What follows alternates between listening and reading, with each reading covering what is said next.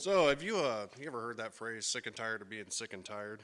Well, that's essentially why I'm up here today. And back 2015, I had nowhere to go. Me and my wife had we'd run out of a place to live, so she went to live with her parents. I came here, trying to turn my life around. Spent about a year in the mission before I was convinced to join the program, and I joined it conditionally. It was a stepping stone to a better life. I could get a job, I could get a house over my head, I could get clean and sober, and really that's I had a daughter on the way, and that's what she needed. She needed a sober father, and went through the motions. I came through the program, checking boxes, doing what was required of me, but not necessarily what was needed of me. And everything was well and good. I graduated, went to work for the mission down at our donation center, taking donations, serving people, and old habits slowly crept back into my life. Uh, 2018, April was kind of a wake-up call. All at once, life of addiction between me and my wife had caught up to us. A marriage that I thought was being repaired broke down, and results of that, we ended up having to bury our 2-year-old daughter, and man, it crushed me. I spent an entire summer, driving around the Pacific Northwest, blackout drunk, trying to join my daughter, but God had other plans, whether I wanted to see him or not. And later that year, came down to talk to Myron, who allowed me to join the program again. And what did I miss? Uh, well, I think it was a spiritual connection that I missed. And instead of going through checking boxes like we like to do, I was dead set on having a church relationship, a mentor relationship, or a relationship with God, and thought I was doing all the right things. Went through, I was looking good on paper, man. I was doing all the right things. I graduated again.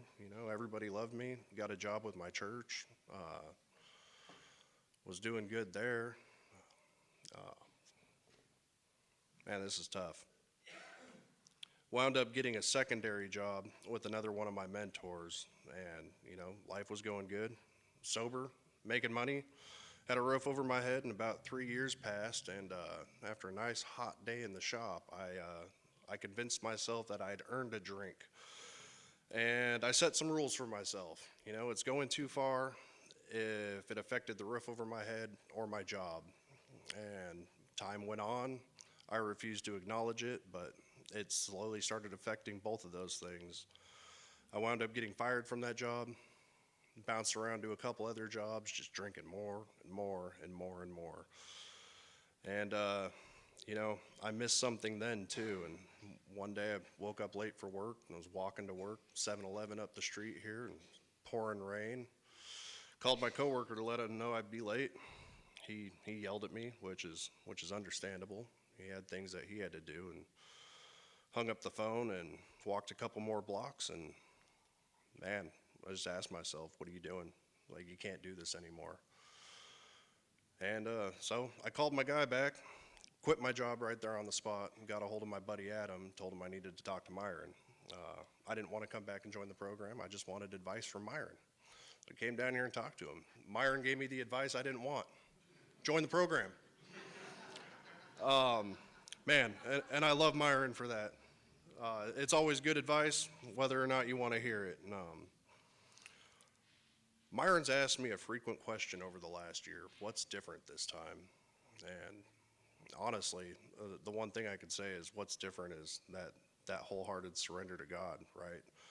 Realizing that I can't do much without Him. Um, you know, Scripture journaling really set it out. But Myron keep asking our meetings, what's different this time? And man, I just want to serve. That's it. I'm tired of serving myself. I'm sick and tired of being sick and tired. Out for myself, no one else. And thanks to that reliance on God, voicing my struggles with people that are they're completely willing to give me advice I don't want to hear, and I think that's healthy. Um, it's I got a marriage on the mend. I've got other relationships on the mend.